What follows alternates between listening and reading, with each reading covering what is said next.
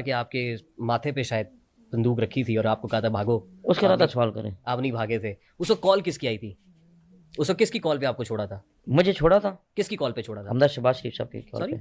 حمزہ شہباز شریف صاحب کی کال پہ. اچھا، آج تک احسان ہفتہ میں کیسے بوڑھوں میری زندگی ان کی وجہ سے بچی. سیاسی اثر و یہ رسوخ آج اللہ کی استعمال قسم ہوا پہلے جیسے. دفعہ آپ نے پوچھا. یہ بھی انٹرویوز میں دیکھیے گا. اگر میرے پہ اتنا وہ کر کے آئے نا, آپ کو پتا ہوتا جہاں ہم جاتے ہیں کہ یار اس بندے پہ اتنی سرچ کرنی ہے.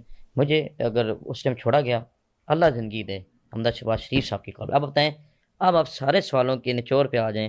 آپ مجھے کہتے ہیں تلک بھی نہ رکھو, یہ بھی نہ رکھو. میں سیاسی کتنا اثر و رسوخ استعمال کیا نا آپ نے. نہیں, میں تو حمزہ شہباز شریف صاحب نہیں, نہ ہوتے، میں رشتہ میرے پاس فون نہیں تھا. فاروق Khan Khokhar would have gone out from this world. سر آپ میرا کیوں کہہ ہم رہے انا ہیں؟ للہ و انا الیہ راجعون پڑھ چکے ہوتے.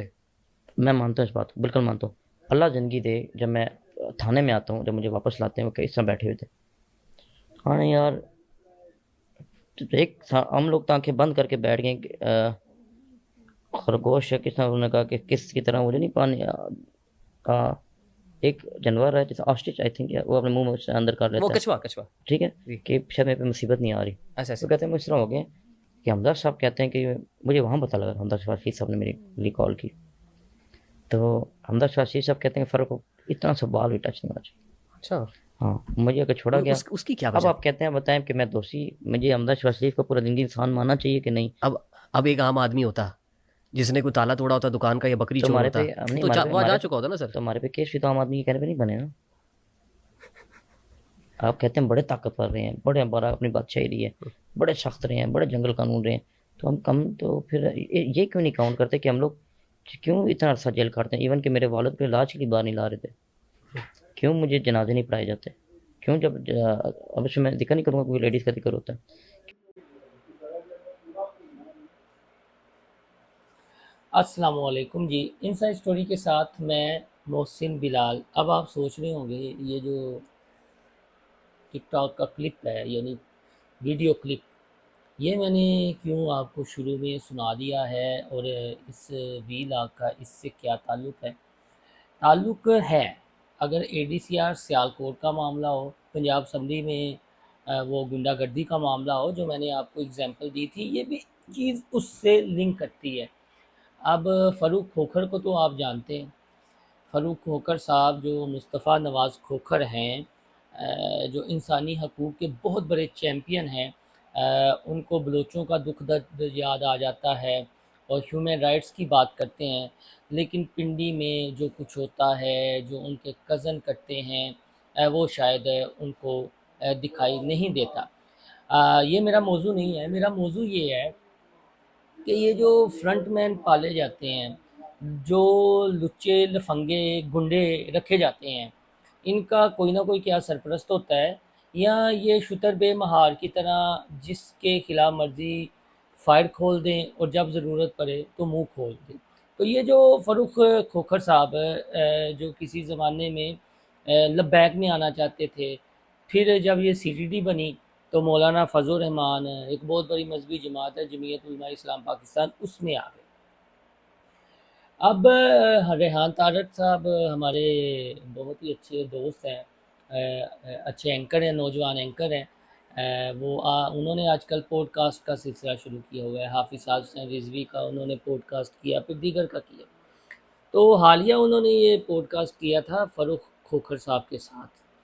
تو انہیں یہ معلوم ہے, ظاہر ہے جب کوئی صحافی ہوتا ہے تو وہ تحقیق تو کر لیتا ہے نا کہ کس کے ساتھ کیا ہوا ہے, کس کا کیا کردار رہا ہے, کیا سیاسی کریکٹر ہے, کیا ٹک ٹاک میں اس کا رول ہے, دیگر جو معاملات ہیں زمینوں کے. تو فاروق کھوکھر صاحب سے وہ سوال کرتے ہیں, جی یہ بتائیں جب کن پٹی پر آپ کے بندوق رکھی گئی تو آپ نے انا للہ و انا الیہ راجعون کلمہ وغیرہ پڑھنے لگے, تو انہوں نے کہا جی کسی کی کال آئی تھی. وہ کہتے ہیں جی حمزہ شہباز کی کال آئی تھی. حمزہ شہباز یعنی وزیر اعلیٰ پنجاب مریم نواز کے کزن, خود بھی وزیر اعلیٰ پنجاب رہ چکے ہیں, 3 بار کے سابق وزیر اعظم نواز شریف کے بھتیجے, اور موجودہ وزیر اعظم شہباز شریف جو دوسری بار وزیر اعظم منتخب ہوئے ہیں, ان کے بیٹے حمزہ شہباز شریف. یعنی کسی اور کی بات نہیں ہو رہی بلکہ حمزہ شہباز شریف کی بات ہو رہی ہے. جب یہ پوڈ کاسٹ اپلوڈ ہوتا ہے تو حمزہ شہباز صاحب کے جو ترجمان ہیں ان کا کیا ریئیکشن آتا ہے وہ بھی میں بتاؤں گا۔ ریحان طارق صاحب نے اس کی وضاحت بھی دی ہے جو ان کے ترجمان نے کہا ہے۔ ترجمان کون ہے میں نام بھی بتا دوں گا، ہمارے بھی جاننے والے ہیں، اور ہو سکتا ہے کہ جب یہ ویڈیو اپلوڈ ہو، ویلاگ اپلوڈ ہو، تو وہ پھر کے یا برا منائیں یا اچھا منائیں، لیکن میرا اس میں نقطۂ نظر مختلف ہے۔ تو یہ حمزہ شہباز کی فاروق کھوکھر صاحب بات کر رہے ہیں جی کہ انہوں نے میری جان بچائی، انہیں فون آ گیا، اور پھر ساتھ میں کہا حمزہ صاحب نے کہ فاروق کا ایک بال بھی ٹچ نہیں ہونا چاہیے، یعنی ایک بال تک نہیں بگڑنا چاہیے، یہ اتنا بڑا دعویٰ کر رہے تھے۔ بعد میں جی جب یہ ایشو ریز ہوا تو انہوں نے کہا جی کہ وہ تو مجھے میرے آدمیوں نے بتایا تھا کہ حمزہ صاحب کی کال آئی تھی، لیکن جو پہلا پوڈ کاسٹ تھا فاروق کھوکھر صاحب کا، اس میں سوال کے جواب میں انہوں نے اپنے تائیں تو شیخی ماری تھی، جس طرح وہ ٹک ٹاکرز کرتے ہیں تو وہ شیخی میں پھنس گئے۔ لیکن میرا اس میں نقطہ یا سوال یا معاملہ یہ ہے کہ جو حمزہ صاحب کے ترجمان ہیں عمران گرایا صاحب، جو شاید وزیر اعظم شہباز شریف کے ایڈوائزر بھی بنے ہیں، بڑے زندہ دل انسان ہیں، صحافیوں سے اچھے ان کے مراسم ہیں۔ تو یار یعنی میں یہاں بیٹھا ہوا ہوں، میں ویلاگ کر رہا ہوں، مجھ پر کوئی معاملہ بن جاتا ہے، یا کوئی کسی کا جاننے والا ہے، کسی کے ساتھ اس کی ویڈیو ہے یا اس کی تصاویر ہے، کوئی معاملہ بن جاتا ہے، تو کوئی یہ کہہ دے جی کہ ہاں میں بیٹھا ہوا تھا وہاں پر تو وزیر اعلیٰ پنجاب مریم نواز صاحبہ کا فون آ گیا، یا بیٹھا ہوا تھا تو وزیر اعظم ہاؤس جہاں پر اب شہباز شریف آج کل ہوتے ہیں وہاں سے فون آ گیا تھا، تو کیا اسے مان لیا جائے، آنکھیں بند کر کے یقین کر لیا جائے؟ اور جو آپ نے ریحان طارق صاحب سے ملاقات کر کے عمران گرایا صاحب جو تردید دی ہے کہ حمزہ شہباز نے کیٹاگوریکلی اور سختی سے اس بات کی تردید کی ہے کہ وہ نہ فاروق کھوکھر کو جانتے ہیں، نہ کبھی ان سے رابطہ ہوا ہے، نہ ان سے کبھی بات ہوئی ہے، تو ٹھیک ہے۔ تو بھائی جان ابھی تک آپ نے فاروق کھوکھر کے خلاف قانونی کارروائی کیا کی ہے اس جھوٹے ایلیگیشن پر؟ سوال تو اٹھتا ہے نا کہ کیا محض اس بات کی تردید کر دینا ہی کافی ہے؟ ابھی یہ اے ڈی سی آر سیالکوٹ والا جو معاملہ ہے، جس میں فرنٹ مین آ رہے ہیں، جس میں چیزیں آ رہی ہیں، خواجہ آصف صاحب نے چلے اپنے استعفے کی تردید تو کر دی ہے، لیکن باتیں تو ہیں نا، جہاں سے کچھ ہو وہاں سے ہی دھواں اٹھتا ہے۔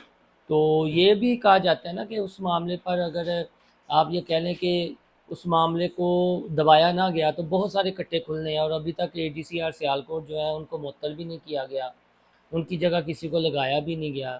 تو اس سے آپ دیکھ لیں نا کہ جب اپنے فرنٹ مین ہوتے ہیں یا پرزے پالے ہوتے ہیں تو ان کی حفاظت کس طرح کی جاتی ہے، کہاں سے اپروچ کروائی جاتی ہے۔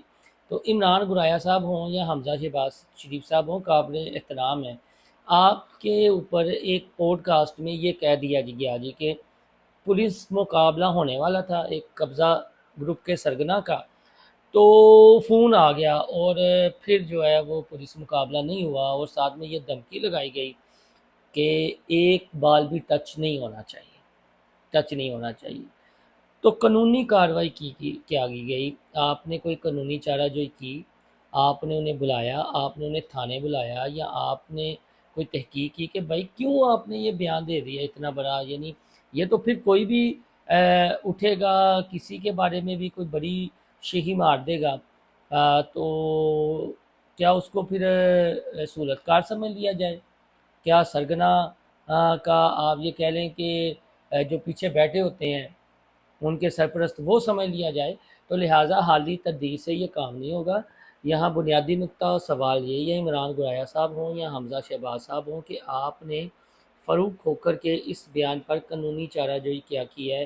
کیا وہ ویڈیو ڈیلیٹ ہو گئی ہے؟ وہ پوڈ کاسٹ بھی ویسے کا ویسا ہی اس پیج پر پڑا ہوا ہے، اور ریحان طارق صاحب نے تو چلیں اس کی تردید کر دی ہے، ملاقات بھی کچھ ہوئی ہوگی یا جو بھی معاملات ہیں تردید ہو گئی ہے، تو صرف کیا تردید کافی ہے؟